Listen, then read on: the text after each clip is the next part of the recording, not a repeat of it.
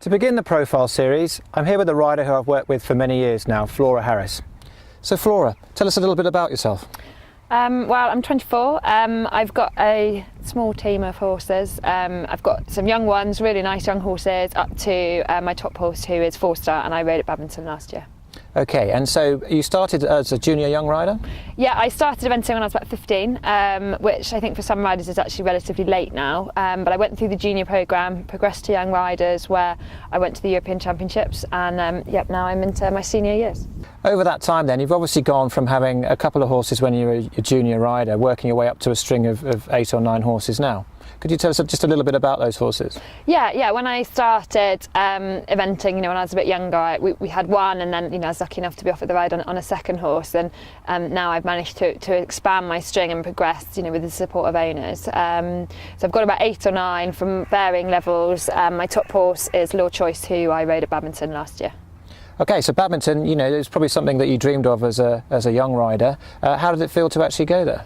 It was an amazing experience. It was almost very surreal to begin with, because as you say, I think it's something that every pony mad youngster dreams of going. It all sounds a bit of a cliche, but to get there was absolutely fantastic. Yeah, it was a dream come true. And so being there as part of the whole event, was it overawing, or was it anything that you thought was this something that you couldn't cope with? It was certainly very exciting, and I think if I hadn't perhaps prepared in the way that we did, it would have certainly been maybe a bit overwhelming and almost a bit distracting. But I think because we did so much preparation beforehand on dealing with that aspect of the competition, when I got there I certainly felt pleased to be there and excited, but also very focused on what I had to do and the job that I was there to do. Okay, I mean, obviously we worked on some things to go through that. Maybe it would be good if you could just give us a very brief idea of the sort of things that we did. So really dealing with the fact that it was a big competition and hugely high profile, I think we needed to identify, and we did identify, that there were various pressures that were going to go along with that. Various sort of aspects of media attention. My sponsors were all very excited that I was there, along with sort of friends and family. And then also there was the pressure that perhaps I was going to put on myself. I wanted to have a good result, and certainly wanted my first 4-star to be a success. So I think we looked at various ways of avoiding that becoming an issue and that really taking over the competition, and put various sort of mental techniques in place to help me be able to ride the best that I sort of could. Okay, so it started well, dressage went okay, and then we sort of headed out for cross country. Ultimately there were a few things that happened cross country wise. How do you feel that those two aspects of the competition went? I think they both went really well. I think my dressage test certainly was a solid start at a 4-star. I was pleased, a little frustrated as there were mistakes, but that's, I think, perhaps something that I can get, if things don't go really well. But yeah, overall I was pleased, and I was roughly sort of halfway down the field. And then on cross country, I was actually held for a considerable amount of time. I think it was about 28 minutes due to another rider's fall. And that was certainly something that we hadn't expected. But jumping clear, and also with a very quick time, I had, I think, 4.8 time faults or 5 time faults or something, was great. It was actually a real success. So no, it was a good result. I think it was a performance that quite a lot of people noticed. And it obviously went very well, which we were obviously very pleased with. Beyond that, though, obviously overnight it became clear that there was an issue with the horse, and that suddenly you've gone from being on an extreme high of going around Badminton and doing well to a point where thinking about having to withdraw. How difficult was that? I think the decision to withdraw certainly was tough. I was in the top 20, and Law Choice has always normally been a very reliable show jumper, but obviously the horse's welfare's got to come first. When we realised he had an injury, he was withdrawn from the holding box, which was very difficult, but I think realistically the injury hasn't been career threatening, and it's certainly something that we've now dealt with, and he will be back to compete at top level. It obviously sort of epitomises the highs and lows of this sport a bit, really, doesn't it? For one moment you can be on a high after doing something at the highest level, something you've always dreamed of, and then the next day having to deal with the disappointment of something like that. Beyond Badminton, obviously, you then went to a point where after having that horse at that level, you were sort of going back to the lower levels. Was that quite tough as well? Yeah, certainly. I think it's very easy and very important perhaps to be focused on those big competitions, on those top level competitions, and you definitely put everything into it. And then, like you say, you need to then be hit with a massive low of an injury, because obviously we had plans after Badminton for that particular horse after a break would be wound up for another big competition. To then have to drop back to the lower levels, it is difficult, but I think it's what every rider has to do. And I think if you can't cope with those sort of lows in a positive way and put things down to experience, then that's all part of the sport, really. I think that's something important. And in terms of sort of how we consistently perform at the top level, has it taught you anything in terms of what we need to provide with horses?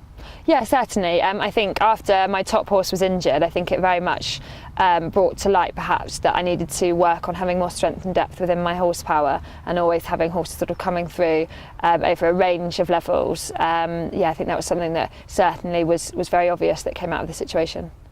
Now, along the way, we've obviously experienced quite a few highs and lows with your performances. And one thing that stands out, which some people might be aware of, is the slightly thorny topic of dyslexia, which is something that you've had sort of all along the way through your school career.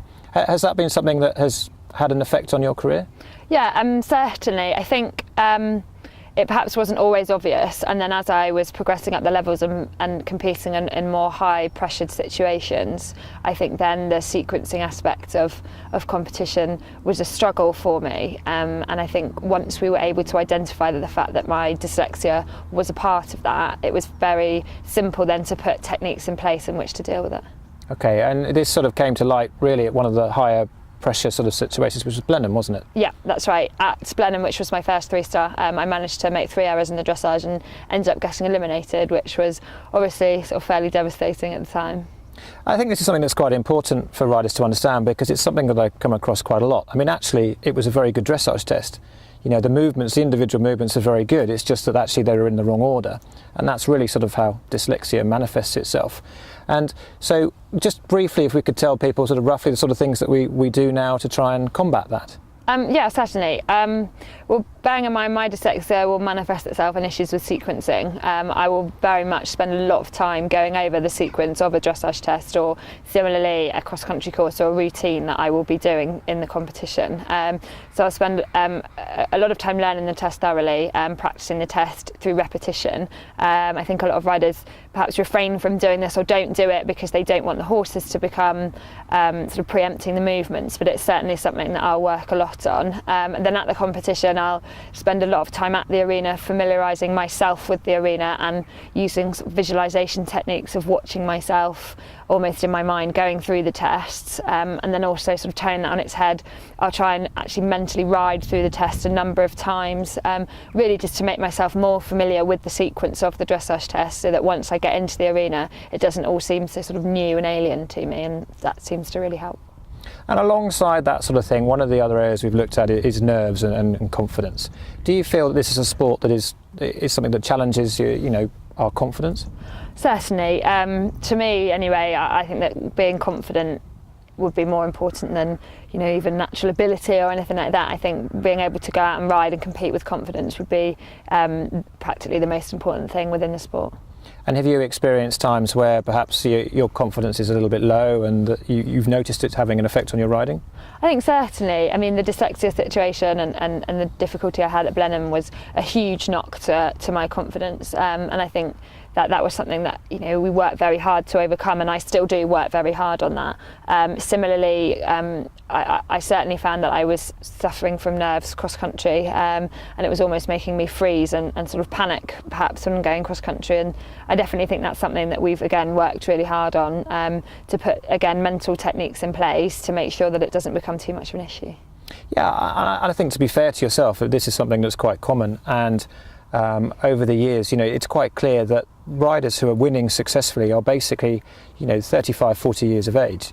And, that experience that comes in that time span to actually get to a point where, you know what's going to be happening is very important. So as a young rider, I think that is quite difficult. Well, thank you very much for doing that. It's very good of you to talk like this about it, because it is obviously a very thorny subject, but thank you very much.